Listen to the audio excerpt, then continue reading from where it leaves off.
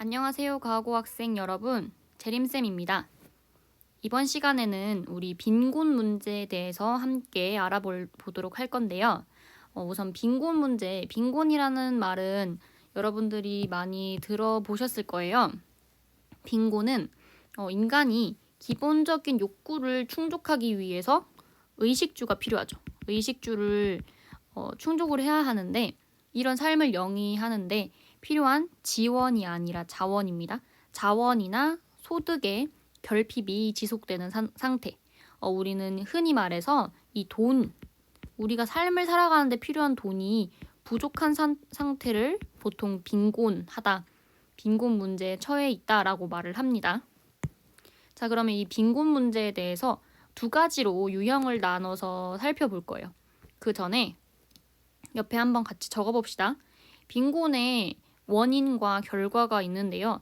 어떤 게 있는지 한번 알아보도록 할게요. 우선 개인적으로 그리고 사회적으로 한번 나눠봤어요. 개인적으로는 우선 일을 하다가 다치거나 아니면 갑자기 일에서 잘리거나 하면요.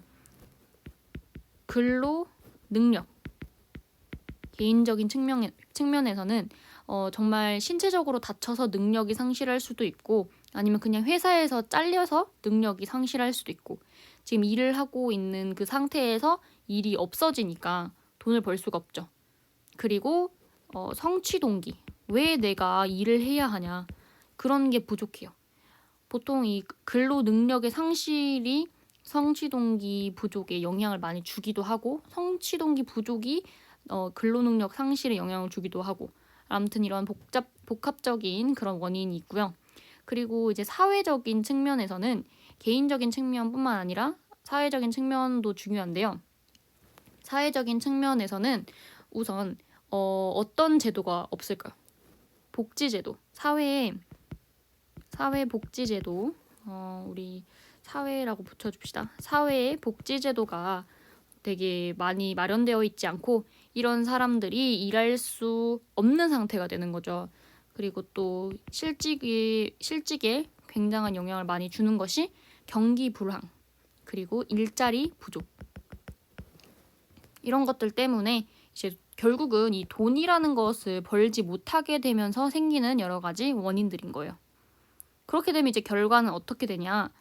자, 우선 돈이 없으면 가장 먼저 어떻게 될까요? 의식주를 해결을 할 수가 없어요. 그러면 건강이 나빠지겠죠. 그래서 건강이 개인적인 측면에서 악화가 될 수 있고요. 그리고 이제 이거는 어쩌면 신체적인 그런 쪽에서 나타나는 결과고 이 박탈감이죠. 내가 쟤네보다 저 사람들은 저렇게 잘 사는 것 같은데 나는 왜 이렇게 살지? 라는 박탈감인데 인간은 사회적인 동물이다 보니까 다른 사람과 비교하면서 오는 상대적인 박탈감을 느끼게 됩니다. 그러면 이제 개인적으로 이렇게 상대적인 박탈감을 느끼고 건강이 나빠지는 그런 결과를 낳으면 사회적으로 당연히 안 좋겠죠. 그래서 사회적으로 갈등이 많이 생기게 돼요. 갈등이 생기고 사람들이 불안해하고 이렇게 박탈감 느끼고 하니까 어떻게든 돈은 벌어야겠고 그러다가 이제 범죄가 증가하는 그런 결과까지 나을 수 있다. 이렇게 간단하게 빈곤의 원인과 결과를 알아봤는데요. 보니까 굉장히 어때요? 딱 단순하고 딱 떨어지는 게 아니라 복합적이고 원인과 결과가 어떤 차원일까요? 다차원적이다. 이거 꼭 알아두시고요. 그래서 이걸 해결하기 위해서 원인과 결과 그리고 유형을 알아봐야 돼요. 자, 유형은 두 가지로 나눈다고 했죠. 자, 유형 맨 처음에 어떻게 나눌 거냐면 빈곤을 절대적인 빈곤과 상대적인 빈곤으로 나눌 겁니다. 자, 이게 어떤 말인지는 같이 한번 볼게요. 절대적인 빈곤은요. 말 그대로 절대적으로 지금 최소한의 생활 있죠. 아까 말했던 의식주. 그 기본이 안 되는 거예요. 잘 먹지 못하고 잘 입지 못하고 집이 없다. 이런 사람들을 지금 절대적인 빈곤에 놓여 있다라고 말을 하는 거고요. 그래서 그런데 필요한 소득이 부족한 상태다. 이거 특징을 보면은 산업화를 하는 과정에서 산업화를 하면 사회가 어떻게 되든 발전을 하게 되고 일자리가 많이 창출이 되잖아요.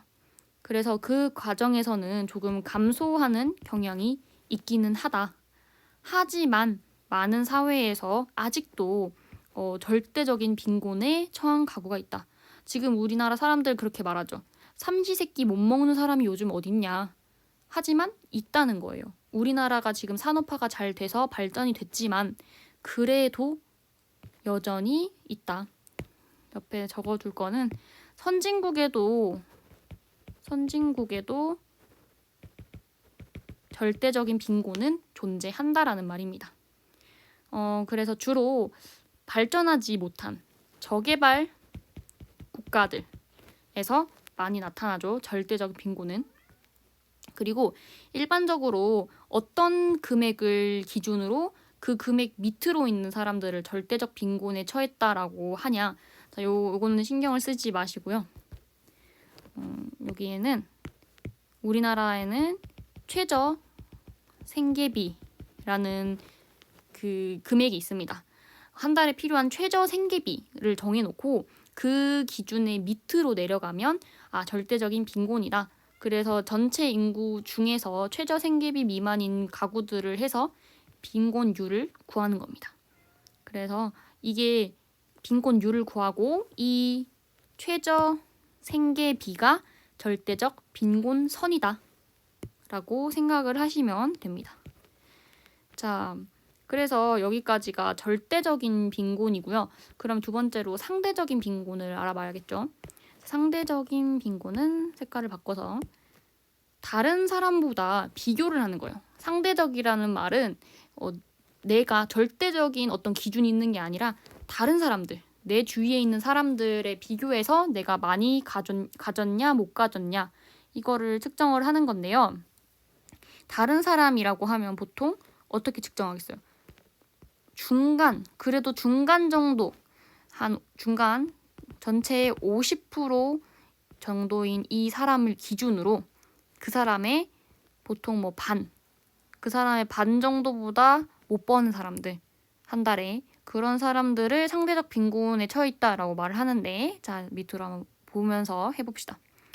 그래서 절대적인 빈곤은 사회가 발전을 하면서 산업화 발전하면서 줄어들었어요. 그런데 사람들이 잘 사는 사람은 계속 잘 살고 못 사는 사람은 계속 못 살 수 있죠. 그래서 생활 수준이 전반적으로 다 향상이 되더라도 이제 이런 소득 격차, 빈익빈 부익부가 심화되면서 상대적인 빈곤 문제가 요즘 굉장히 부각이 되고 있어요. 그때 선생님이 우리나라 중산층이 어떻게 사는가에 대해서 보여준 적 있죠. 우리가 생각했던 것보다 너무 잘 산다. 그 이유는 위에 있는 사람들이 너무 많이 벌고 밑에 있는 사람들이 너무 적게 버는 이 양극화가 심화됐기 때문이다. 그래서 이 상대적 빈곤의 가장 큰 문제점은 상대적인 박탈감을 굉장히 느낄 수 있는 거예요. 왜냐면 모두가 다 못 살아. 그러면은 상관이 없죠. 하지만 나만 못 산다. 다른 사람에 비해서 박탈감을 느낀다. 이거는 사회 분열까지 일어날 수 있는 그런 큰 문제다라는 거고요. 그래서 이제 급속한 어느 나라에서 이런 상대적 빈곤이 두드러지냐? 주로 급속한 산업화, 갑자기 막 발전을 해요. 그래서 소득 격차가 심화된 국가에서 부각된다. 대표적으로 어느 나라가 있죠? 바로 한국입니다. 급속하게 성장을 하다 보니까 나라 자체는 성장을 했는데 소득 격차는 점점 벌어지죠. 잘 사는 사람만 계속 잘 살게 되는. 그래서 일반적으로는 어떻게 측정을 하냐? 바로 중위소득. 자, 요거는 잘 알아두셔야 될 게 중위소득은 평균 소득과 같지 않아요. 자, 평균 소득은 전체 소득을 다 더해서 그걸 인구로 나눈 거잖아요. 근데 이게 아니라요. 잘 사는 사람부터 못 사는 사람까지 일렬로 이렇게 쭉쭉 세워요. 세운 다음에 가장 그 중간에 버는 사람, 이거를 중위소득이라고 합니다. 근데 그 중위소득의 일정 비율인데 우리나라는 50%입니다. 그러니까 여기 한번 예시로 보기 전에 우리나라의 예를 들어서 중위소득이 200만 원이에요. 그러면 우리나라는 중위소득이 200만 원일 때 그거의 반, 50%인 100만 원. 100만 원 미만인 가구를 그거를 상대적 빈곤선이라고 하는 거예요. 이 100만 원을 상대적인 빈곤선이다. 그 밑으로 내려가면 상대적인 빈곤에 처해 있다. 그걸로 이제 상대적인 빈곤율을 구하는 거죠. 이렇게 알아두시면 되고요. 이거는 이제 소득 분포를 고려해야 하는데요. 자, 소득 분포라는 거는 뭐 100만 원에서 150만 원 버는 사람들이 뭐 5명. 그리고 151에서 200만 원 버는 사람들이 10명. 이런 식으로 10명. 이런 식으로 그 분포도가 어떻게 되는지 그런 거를 따지는 게 소득 분포예요. 근데 이걸 고려해야 한다는 거는 이 소득 격차랑 관련이 있는데요. 한번 볼게요. 자, 예를 들어서 갑과 을국이 있어요. 나라예요. 이 나라 사는 사람들은 A, B, C, D, E, F, G 이렇게가 있는데 자, 이 사람들을 잘 버는 사람부터 못 버는 사람까지 쭉 일렬로 세워봤더니 이렇게 나왔어요. 자, 갑국 먼저 볼게요. 갑국은 50, 100, 150, 200, 250, 300, 350 이렇게 벌죠. 여기서 중위소득 한번 찾아볼게요. 중위소득 어디 있을까요? 한번 여러분들도 찾아보세요. 중위소득은 일렬로 세웠을 때 중간이죠. D. 중위소득은 200입니다. 잘 안 보이네요. 이게 중위소득이에요. 그랬을 때 상대적인 빈곤선이 얼마일까요? 200의 50%죠. 그러면은 100만 원입니다. 여러분 100만 원 누구죠? B죠. 근데 100만 원 미만으로 내려가야 상대적인 빈곤에 포함되기 때문에 갑국에서 상대적인 빈곤선 밑에 있는 상대적 빈곤 가구는 한 가구입니다. A 한 가구. 자, 근데 이거 봤을 때 지금 갑국은 50 정도씩밖에 차이가 안 나요. 그래서 소득 격차가 크다 작다? 작다라는 거. 자, 근데 을국 볼게요. 을국은 이제 A부터 G까지 쭉 세웠을 때 여기서도 중위소득은 지금 D 200으로 똑같죠. 가운데 있는 사람 200으로 똑같은데 200의 똑같이 50%가 상대적인 빈곤선이죠. 그거는 또 100입니다. 똑같아요. 근데 이 나라에서는 100 미만인 가구가 몇 가구? 3가구죠. 3가구. 자, 이게 소득 분포가 지금 보면 갑국이랑 다른 게 을국은 어때요? 제일 못 본 사람 50, 근데 제일 잘 본 사람 1000. 소득 격차가 굉장히 심하다라는 거를 알 수가 있어요. 그래서 소득 격차가 심하면 어떻게 된다? 상대적인 빈곤 문제가 커진다 라는 거를 알 수가 있습니다. 여기까지 잘 기억을 해두시고요. 자, 그래서 이제 밑에 적어 있는 거 한 번만 볼게요. 연습을 한다 생각하고 A국이 있습니다. A국이 자, 중위소득은 300만 원, 최저생계비가 70만 원이다. 자, 그러면 이제 상대적 빈곤선과 절대적인 빈곤선을 한번 찾아보도록 할게요. 자, 이렇게 A국의 소득을 이렇게 나눴어요. 제일 적은 것부터 많은 순으로. 그랬을 때 가운데 있는 사람이 얼마라고요? 이게 300만 원이다. 자, 근데 상대적인 빈곤선은 중위소득의 50%라고 했으니까 이렇게 150만 원. 자, 여기 밑으로 내려가면은 상대적인 빈곤이겠죠? 그래서 150만 원이 상대적인 빈곤선이고요. 근데 최저생계비는 요거보다도 더 적은 여기 70만 원. 이게 절대적인 빈곤선인 거죠. 최저생계비가 절대적인 빈곤선이니까요. 그래서 지금 A국은 상대적인 빈곤 가구들, 지금 A국만이에요. 여기서는 자, A국은 상대적 빈곤 가구랑 절대적 빈곤 가구가 있어요. 절대 빈곤 가구가 있으면 누가 누구를 포함하고 있죠? 상대적인 빈곤 가구가 절대적 빈곤 가구를 포함하고 있죠.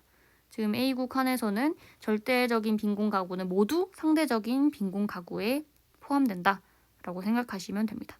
그래서 예를 들어서 문제들이 나오면은 이런 식으로 표현을 한 다음에 여러분들이 풀어보면은 좀 더 쉽게 풀 수 있어요. 자, 이해가 되셨죠? 마지막으로 그럼 이제 해결 방안을 보면요. 해결 방안은 우선 개인적인 측면에서 노력을 과연 할 수 있을까라는 의문이 들어요. 선생님은. 왜냐면 빈곤이라는 건요. 생각보다 한번 이게 빠지게 되면 스스로의 힘으로는 의지와 노력이 있다고 하더라도 현재 우리 사회에서는 나오기가 굉장히 힘듭니다. 이렇게 공동체 의식만으로는 지금 되는 일이 아니고요. 사회 제도적인 측면에서 많이 도와줘야 해요. 사회에서 일자리를 많이 늘려주고 그래야 자활의 의지와 노력이 생길 수가 있는 거죠. 그리고 교육에서도 교육을 좀 더 많은 아이들이 균등하게 잘 받을 수 있도록 되어야 되고요. 그리고 이제 사회 제도적인 측면에서 자, 소득 재분배 정책을 하는데요. 그 소득 재분배 정책은 이제 제일 대표적인 게 요겁니다. 누진세라고 하죠. 자, 요거는 재산이 있어요. A라는 사람은 재산이 이만큼 있고 B라는 사람은 재산이 요만큼 있습니다. 그래서 요걸 어떻게 누진세는 뭐냐면 재산이 많은 사람 재산인데 그 세금을 내는 재산이 많은 사람한테 재산을 이만큼 떼가고 적은 사람한테는 요만큼 떼가는 거죠. 누진된다는 거예요. 그래서 이만큼 뗀 양을 어떻게 하냐? 소득 재분배 정책은 이 사회 복지 제도를 통해서 복지 제도를 통해서 이렇게 B한테 나눠주는 거예요. 여러 가지 복지 제도들로 사회 보장 제도들로 지금 여기에는 시읍 피읍 시읒이라고 되어 있는데 지금 이거가 사회 복지나 사회 보장 제도라고 적어주세요. 그걸로 사회 소득을 분배를 하는데 형평성 있게 많이 버는 사람한테 좀 세금 많이 걷고 적게 버는 사람한테는 세금 적게 걷어서 많이 버는 사람한테 있는 돈을 이 사회 복지 제도를 통해서 적게 버는 사람한테 나눠주는 거. 요게 바로 소득 재분배 정책입니다. 제대로 된. 자, 그래서 이런 것들을 통해서 빈곤 문제를 어느 정도 해결할 수 있다라고 보는 거고요. 자, 이번 시간은 여기까지 빈곤 문제 개념에 대해서 알아봤고요. 다음 시간은 문제를 가져오도록 하겠습니다. 자, 복습 잘 하시고요. 이번 시간까지 이해가 잘 되어 있어야 문제를 잘 풀 수 있습니다. 자, 모두 고생 많으셨습니다. 안녕.